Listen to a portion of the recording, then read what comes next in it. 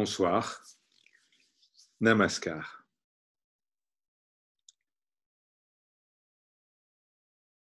Ce soir, le texte qui va être lu est extrait des mémoires d'Arthur Osborne, un disciple occidental de Sri Ramana Maharshi,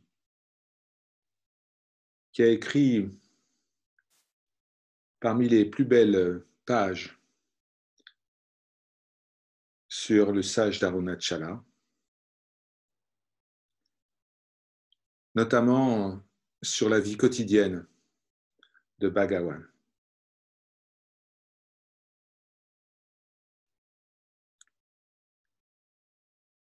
Bhagawan Sri Ramana était très ponctuel, rigoureux, mais en même temps, il avait un grand sens de l'humour. Sa vie quotidienne était extrêmement organisée. Il était précis et ordonné. L'ashram devait être nettoyé parfaitement plusieurs fois par jour. Les livres étaient toujours à leur place. Les tissus qui recouvraient le canapé où il se tenait étaient toujours propres et bien pliés. Le pagne, qui était son seul vêtement, était toujours d'un blanc étincelant. Les deux horloges dans le hall de l'ashram étaient remises à l'heure chaque jour en fonction de l'horloge de la radio. Le calendrier était précisément tenu. La routine quotidienne était sans défaut. Sri Ramana était affable et courtois vis-à-vis de tous les visiteurs. Il ne pontifiait pas. Au contraire, ses paroles, qu'elles portent sur le quotidien ou sur l'enseignement, étaient toujours vives et pleines de rire. Et son rire était tellement communicatif que même ceux qui ne comprenaient pas le tamil se joignaient volontiers à lui. Jusqu'à la fin, il plaisanta. Mais chacune de ces plaisanteries était riche d'enseignements. Quand ses docteurs furent alarmés de voir que sa tumeur repoussait, il dit en riant, « Pourquoi vous inquiétez? Elle ne sait faire que ça, la tumeur repoussée. » Lorsqu'une femme, désespérée, se cogna la tête plusieurs fois à la porte de l'ashram, il écouta cela et dit, « Oh, je pensais que quelqu'un essayait de briser une noix de coco. » Un fidèle lui demanda pourquoi toutes les prières qu'il réalisait n'étaient jamais réalisées. Eh bien, Bhagawan lui répondit en riant, « Eh bien, si vos prières étaient réalisées, vous arrêteriez de prier. » Sa manière de vivre était tout à fait normale. Il n'avait aucune attitude de supériorité qui faisait que les hommes ployaient le genou devant lui. Rien n'était plus simple, plus naturel. Les hommes se prosternaient devant lui parce qu'ils voyaient en lui le divin. Son visage était comme l'eau d'un lac, toujours changeante et toujours la même. Il pouvait rire, parler et puis ensuite se tourner gracieusement vers un jeune enfant ou donner une graine à un écureuil qui venait sur son canapé, depuis la fenêtre, ou alors ses yeux brillants, brillants, emplis d'amour, se dirigeaient vers un fidèle qui venait juste d'arriver ou qui allait partir. Et puis, juste un instant après, en silence, son visage serait comme du marbre, éternel dans sa grandeur. L'amour qui brillait dans ses yeux, cette compréhension lumineuse ne peut pas être décrite. Quelqu'un venait à l'ashram en deuil et Bhagawan, après avoir entendu l'histoire de cette personne, sa tragédie,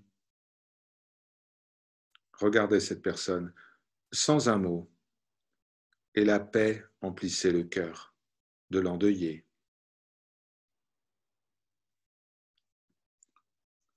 Un sage qui avait connu Sri Ramana alors qu'il n'était qu'un enfant et qui avait visité tant de yogis, eh bien, avait décidé de venir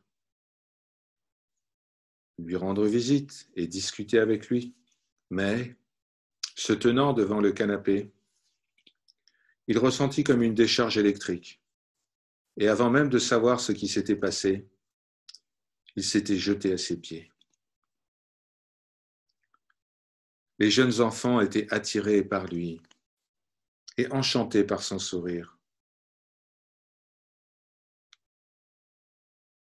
Un humble porteur avait pris un petit morceau de papier et voyant la photo de Sri Ramana dessus, s'exclama Bhagawan et puis plia ce petit morceau de papier pour le garder avec lui toute sa vie. Même les animaux étaient attirés par sa présence. Une fois, il revint assez tard de sa promenade quotidienne sur la sainte montagne Arunachala. Et pendant que les fidèles se regroupaient ou commençaient à s'asseoir, eh bien, un couple de singes est venu dans le hall et, oubliant leur peur des hommes, ils sont entrés et ils ont regardé le canapé vide. En général, un singe qui a été en présence d'humains est banni par ses compagnons. Mais tous ceux qui avaient été en compagnie de Bhagawan ne subissaient pas le même sort. Il avait transcendé l'ego, il avait transcendé la peur et l'animosité, et les animaux le sentaient. Une fois, un serpent glissa le long de sa jambe. Bhagawan ne bougea pas. Lorsqu'un fidèle lui demanda plus tard, mais qu'avez-vous ressenti, Bhagawan, lorsque ce serpent est passé sur votre corps? Alors Bhagawan répondit en riant, un peu de fraîcheur et d'humidité. Durant les dernières années de sa vie, le programme quotidien était le suivant. À 5 heures du matin, le hall où il dormait sur un canapé était rendu accessible au public et les fidèles s'installaient et s'asseyaient en méditation pendant que les Védas étaient récités. À 6 heures, il allait à la salle de bain et à 7 heures, c'était le petit déjeuner. Les fidèles s'asseyaient en face de lui encore de 8 heures à 11 heures, avec une interruption de 30 minutes à 10 heures. Parfois, tous étaient assis, silencieux, et le silence était empli de sa grâce.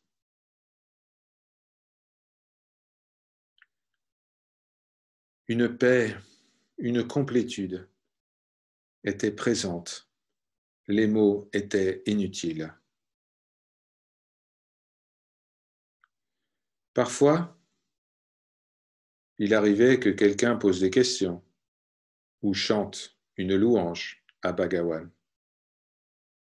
Le courrier arrivait entre 9 heures et 10 heures, et Bhagawan lisait les lettres, regardait les journaux, sans parler, préservant le silence dans le cœur de ceux qu'il guidait. Il ne répondait pas aux lettres lui-même, mais les remettait au bureau de l'ashram. Les réponses lui étaient soumises pour approbation. Dans l'après-midi. Le déjeuner était à 11 heures, et durant ces dernières années, Bhagawan accepta de faire une petite sieste, d'avoir une petite période de repos juste après le déjeuner. Alors le hall n'était plus accessible aux fidèles. Ce moment était un moment privilégié pour les écureuils. Il y avait tellement de noix et de pistaches sur le sol. Les fidèles se présentaient à nouveau à partir de 3 heures et jusqu'à 5 heures du soir.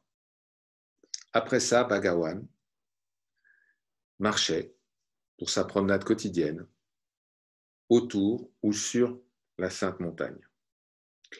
Cependant, durant les 2 dernières années de sa vie terrestre, il était trop handicapé. Ses genoux étaient gonflés de rhumatisme et il ne pouvait marcher que très très lentement entre les différents bâtiments de l'ashram. Avant 17h30, les Védas étaient encore récités. À 18h30, les femmes quittaient l'ashram et 1 heure après, les hommes.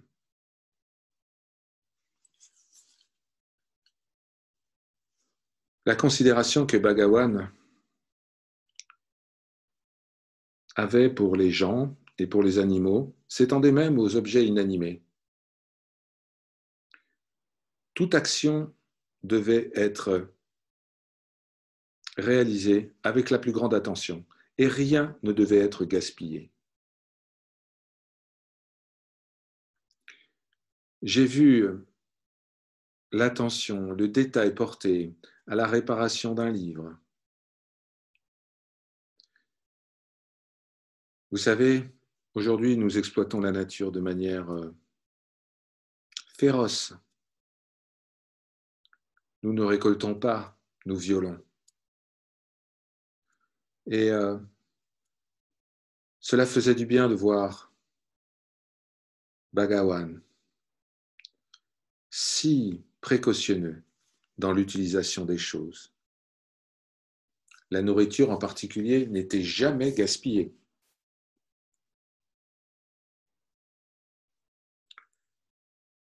Un fruit pouvait être offert de temps en temps à un enfant ou à un singe qui essayait de le voler, mais rien de ce fruit ne devait être gaspillé.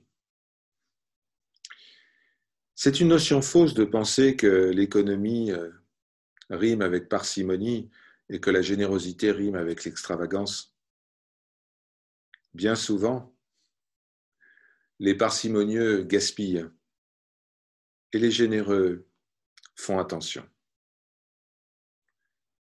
Quand Bhagawan finissait son repas, la feuille de bananier qui lui servait d'assiette était propre comme si elle avait été lavée.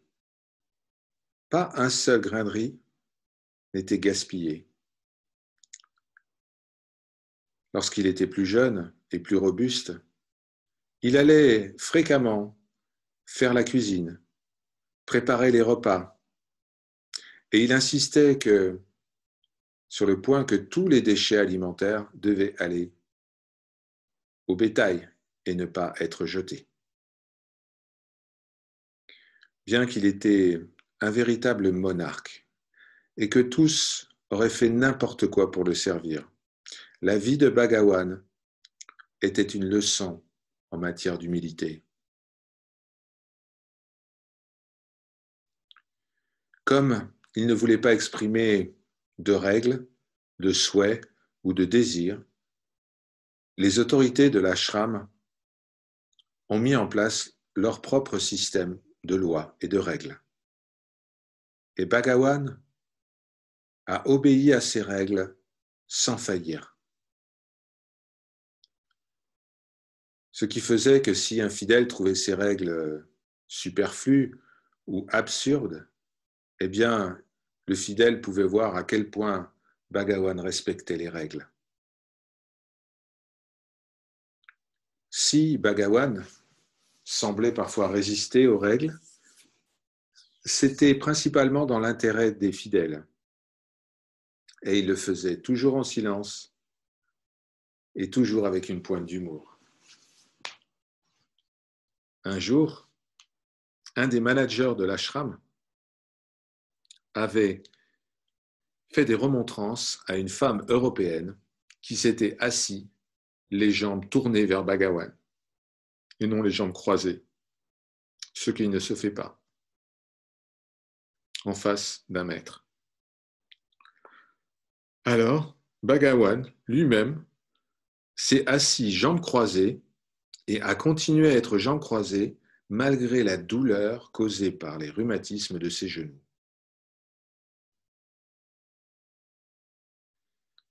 Lorsque les fidèles protestèrent, il répondit que les ordres du manager étaient pour tout le monde à l'ashram. Et ce n'est que lorsque la leçon fut comprise que Bhagawan accepta d'allonger ses jambes à nouveau. Mais il ne se soumettait pas uniquement à des règles, il se soumettait à toutes les conditions de la vie, de la douleur, de la maladie.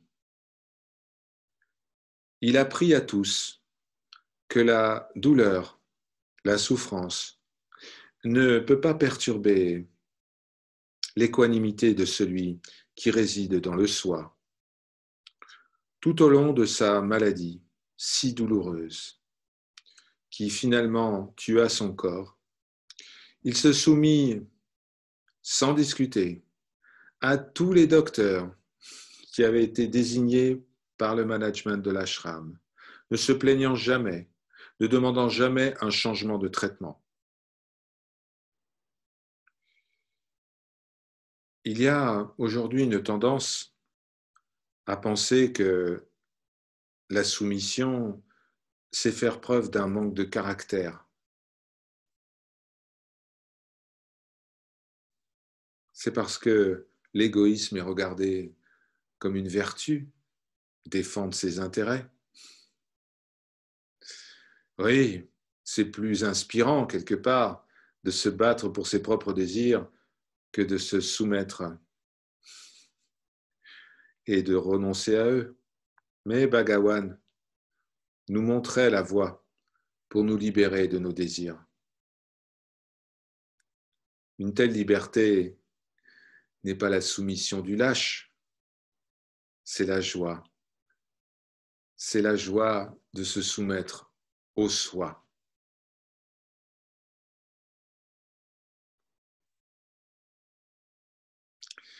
Bhagawan cherchait à nous libérer de tous les désirs physiologiques et psychologiques.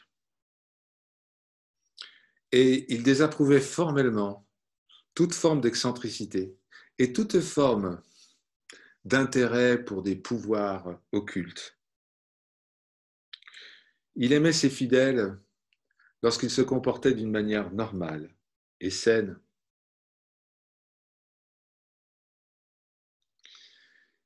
Comme il guidait ses fidèles vers la réalité ultime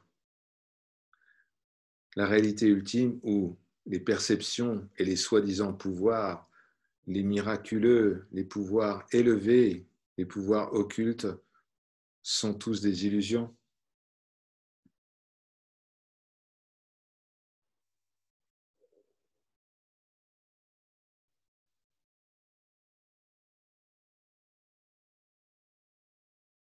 personne n'aurait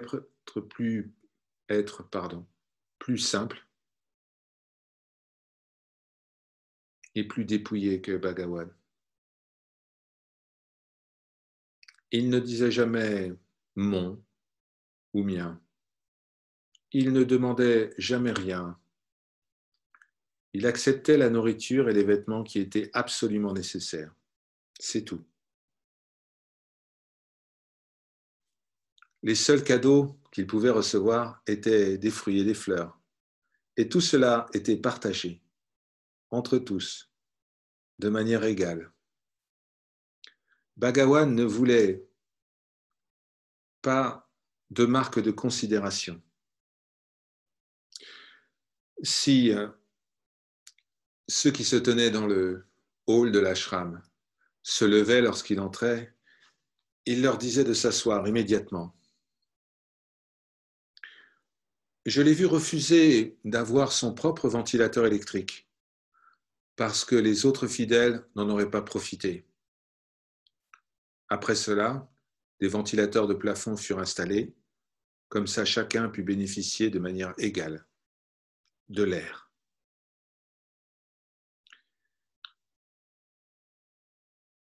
Un des membres de l'équipe de l'ashram avait distribué un quart de mangue à chaque dévot et avait donné une moitié de mangue à Bhagawan. Bhagawan fut visiblement en colère. Il n'en prit qu'un petit morceau. Alors, quand on dit en colère pour Bhagawan, il faut parler d'une colère extérieure. Il pouvait se montrer en colère, entre guillemets, pour des petits détails.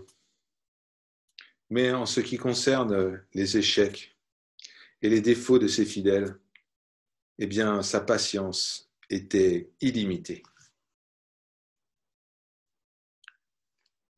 Il ne demandait jamais à quelqu'un de venir ou à quelqu'un de partir.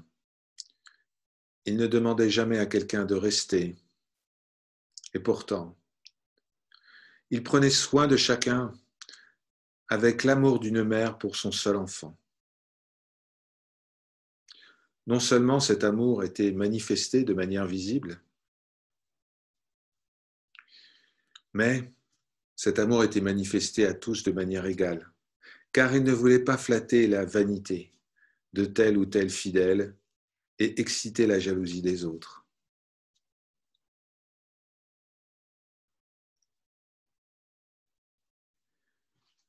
Les fidèles ne se posaient jamais la question de l'état d'esprit de Bhagawan, car il n'avait pas d'état d'esprit. Comment aurait-il pu avoir un état d'esprit, lui qui ne confondait pas la forme avec la réalité?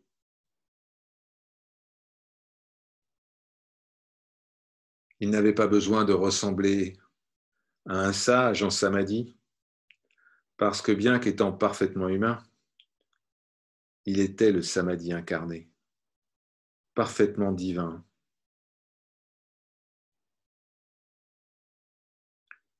Il répondait en fonction des besoins de ceux qui l'approchaient, et chacun ressentait véritablement qu'il avait une expérience de grâce divine tout à fait particulière. C'est seulement les disciples les plus avancés qui remarquaient que chaque fidèle avait une part égale de sa grâce divine. Résidant de manière immuable dans la réalité, au-delà de toute forme, il voyait les formes et les événements non pas avec le regard que nous pouvons porter, mais avec le souci de respecter ce regard que nous portons. Et comme chacun pensait que ses problèmes étaient importants, chacun était heureux de voir que Bhagawan semblait s'intéresser à ses problèmes. des sages, des érudits étaient assis dans le hall avec des textes en sanskrit qui étaient présentés à Bhagawan pour élucider telle ou telle question.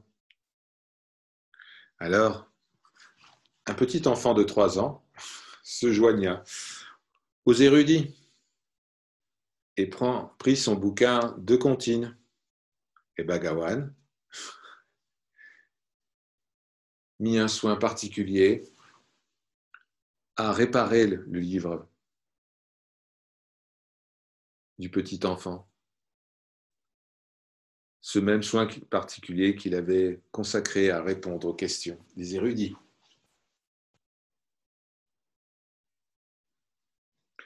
Mais parfois, et de manière délibérée, il semblait ne pas s'intéresser aux problèmes des hommes, parce que justement, il voulait leur montrer la voie du détachement. Un jour, un membre de l'ashram mourut. Sa femme, qui ne savait rien de cela, vint à la maison et le découvrit mort. Elle ne pouvait contrôler sa tristesse et son chagrin.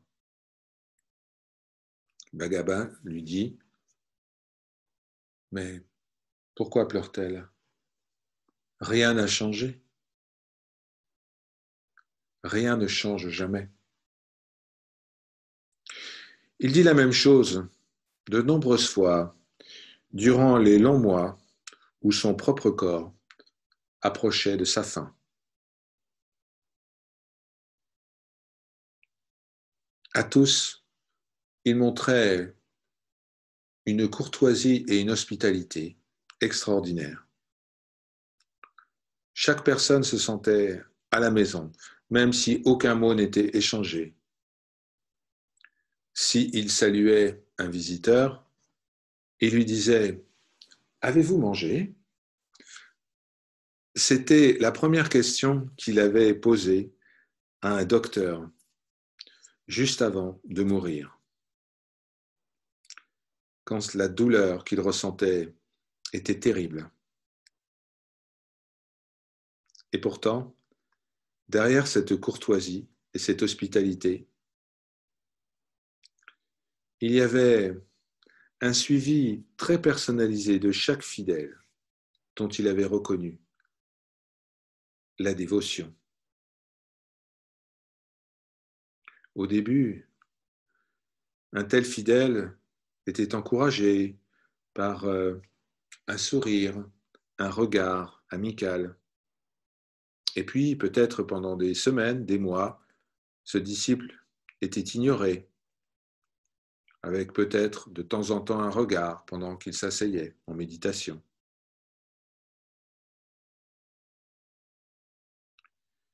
Lorsque la sagesse, la détermination commençaient à s'installer, alors il recevait un sourire de reconnaissance ou un regard plus appuyé, plus profond, venant de ses yeux rayonnant d'amour.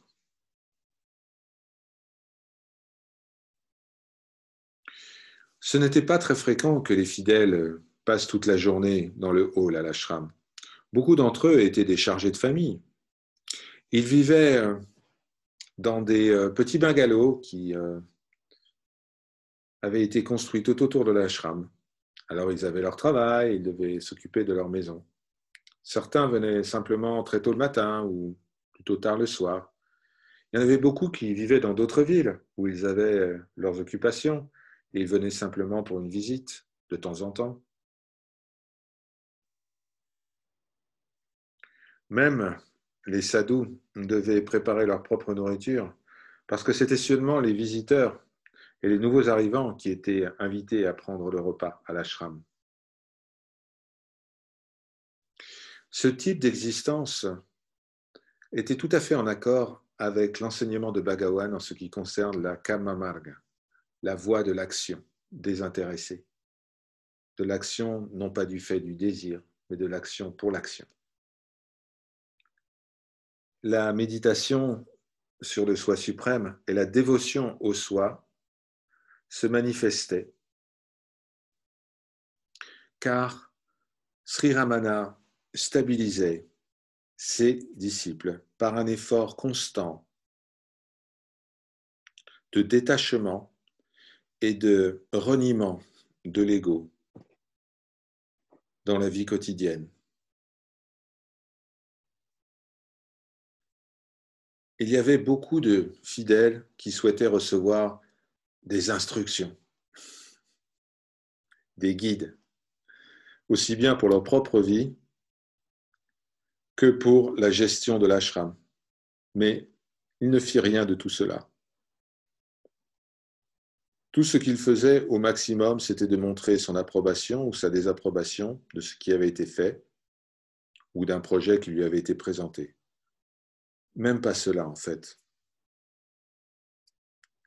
Si on lui demandait directement « Est-ce qu'on doit faire ça ?», il répondait invariablement « Si vous voulez le faire, faites-le ». Ou il restait silencieux.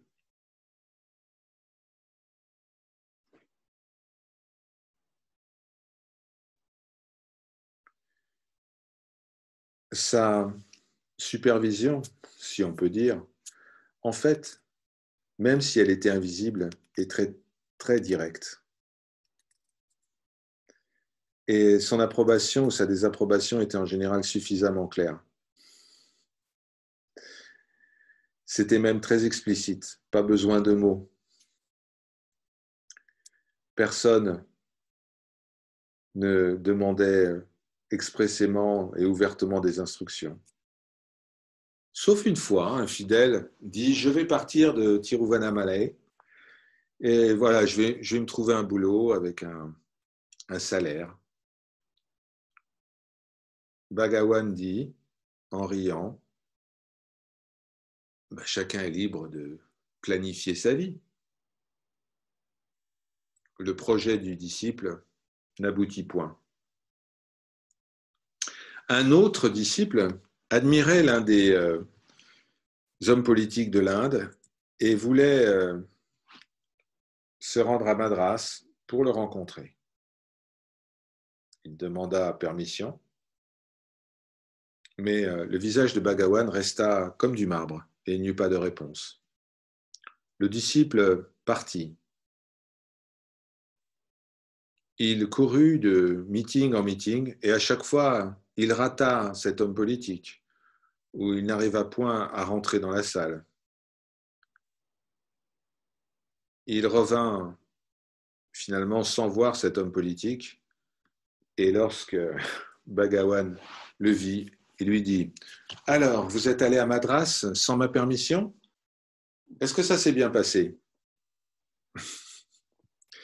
Quelques mois après ma propre arrivée, je devais faire un rendez-vous dans une ville voisine et imaginant que les affaires du monde d'un fidèle n'intéressaient pas Bhagawan, je lui demandais simplement la permission de partir pour cette journée. Bhagawan me donna la permission, mais après indiqua que j'aurais dû expliquer pourquoi je partais. On peut se poser la question de savoir pourquoi de telles méthodes, de telles instructions étaient cachées. Pourquoi Bhagawan ne donnait pas des instructions fermes?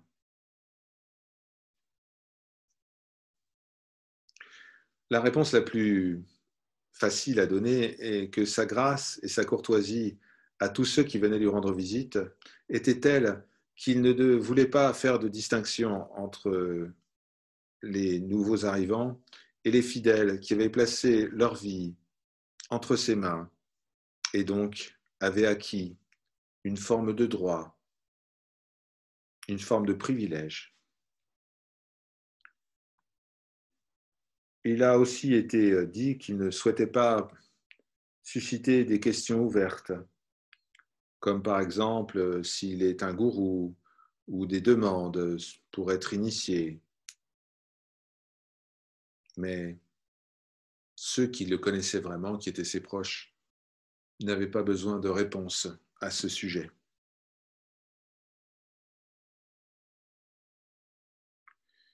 Mais il y avait aussi une réponse plus essentielle, plus profonde. Par leurs actions, tu les connaîtras. Les mots d'un homme et ses actions sont le résultat de sa nature. L'enseignement silencieux de Bhagawan, qui travaille directement sur le cœur, cherche à rectifier la nature du fidèle. Et donc, un fruit magnifique éclot de l'arbre solide. Contrôler les actions du fidèle aurait été une méthode plus externe, travaillant sur les effets et non sur la cause. C'était mieux pour le fidèle de rechercher la véritable réponse à un problème par lui-même, plutôt que de se voir dicter la réponse. Si Bhagawan avait donné la réponse au fidèle, cela n'aurait pas aidé le fidèle à évoluer par lui-même.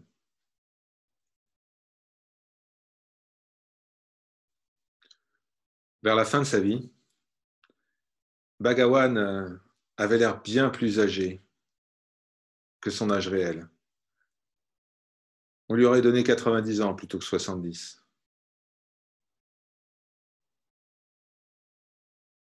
Pour celui qui avait eu une constitution extrêmement solide, qui n'avait que très peu connu la maladie, à l'exception du rhumatisme de ces dernières années, et qui était insensible à la souffrance, à l'anxiété, à l'espoir ou au regret. Cela apparaît incroyable, mais c'était le poids de sa compassion. Il était celui qui avait pris sur lui-même les péchés du monde. Les fidèles venaient, s'asseyaient en face de lui, pleins de leurs problèmes, tourmentés par leurs doutes, obscurcis par leurs impuretés. Et puis, lorsqu'ils s'asseyaient, eh bien, ils se sentaient le cœur léger, ils se sentaient libres. Combien d'entre eux sont venus là, avec le poids de leur karma, de leur deuil, de leurs échecs, et ont vu la lumière de ses yeux dissoudre cette douleur jusqu'à ce qu'ils ressentent une paix intérieure extrême. Combien d'entre eux sont venus pleins de questions qui leur semblaient si importantes, mais ces questions étaient dissoutes elles-mêmes par la tranquillité de la présence de Bhagawan. Ceux qui cherchaient refuge en lui ont senti le poids de leur karma disparaître. Et qui portait ce poids?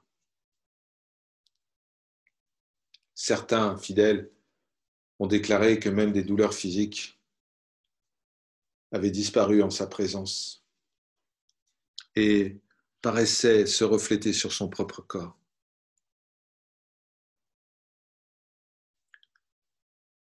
La façon avec laquelle il a quitté son corps fut un exemple suprême de compassion. Il y avait beaucoup de personnes qui pensaient qu'ils ne pourraient pas supporter cela, qu'ils n'y survivraient pas.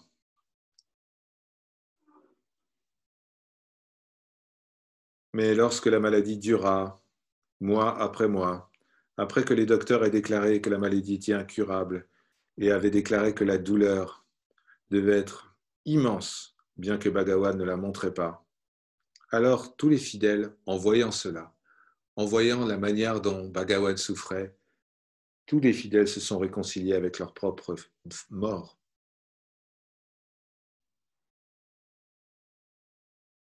De temps en temps, l'un ou l'autre implorait Bhagawan, redonnez-moi la santé.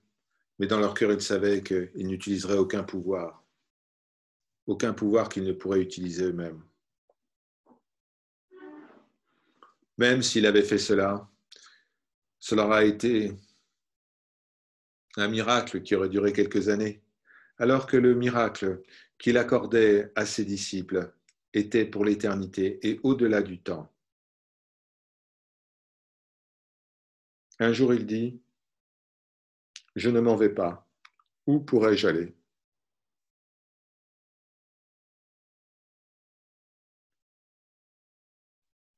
Où pourrait-il aller ? Il est Bhagawan. Pendant des années, son corps a été torturé par les rhumatismes. Ses genoux étaient enflés. Il marchait avec les jambes raides, avec une grande difficulté. Il avait même dû abandonner sa marche sur sa sainte colline d'Arunachala. Un peu moins d'un an avant sa fin physique, une petite tumeur était apparue sur son cou de gauche. Il fut enlevé, mais revint bien pire qu'avant. Et puis après, on vit que c'était sérieux. Différents types de traitements furent administrés et Bhagawan se soumit à tout ce qui était prescrit. Il subit trois opérations supplémentaires. Et après chaque opération, la tumeur revenait encore plus virulente, encore plus maligne. En décembre, les docteurs dirent je ne peux plus, nous ne pouvons plus rien faire. La tumeur, après 4 opérations, avait atteint l'épaule et était entrée profondément à l'intérieur des tissus. Les docteurs dirent que la douleur devait être affreuse, bien que Bhagawan ne montrait aucun signe de souffrance. Son corps entier était empoisonné. Et ces derniers mois furent un martyre.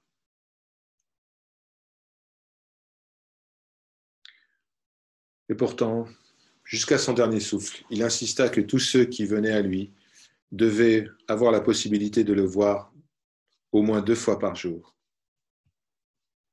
En passant devant la chambre où il était allongé. À la fin, alors que chaque mouvement était une agonie, il demanda à ses assistants de l'installer dans une position assise. Et il mourut là, assis.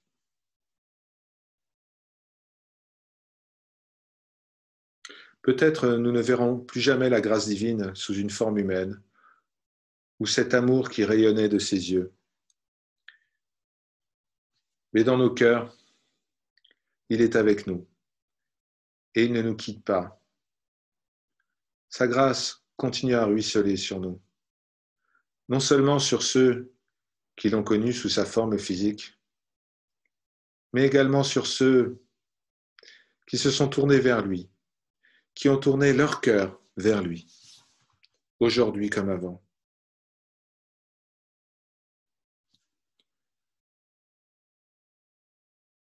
Je n'ai pas donné une image fidèle de l'homme qui était Ramana, mais comment peut-on dresser un portrait de l'universel? Ce qui m'a impressionné, c'est sa nature de petit enfant, sa divinité et en même temps son humilité profonde. Sa divinité était reconnue par ceux qui se prosternaient devant lui et qui s'adressaient à lui à la 3e personne en tant que Bhagawan. Lorsqu'il parlait de lui-même, Bhagawan s'exprimait très simplement et disait cette personne. Très occasionnellement, lorsque cela pouvait être compris par les autres, alors il utilisait la 3e personne. Si vous vous souvenez de Bhagawan, Bhagawan se souviendra de vous. Même si vous abandonnez Bhagawan, Bhagawan ne vous abandonnera jamais.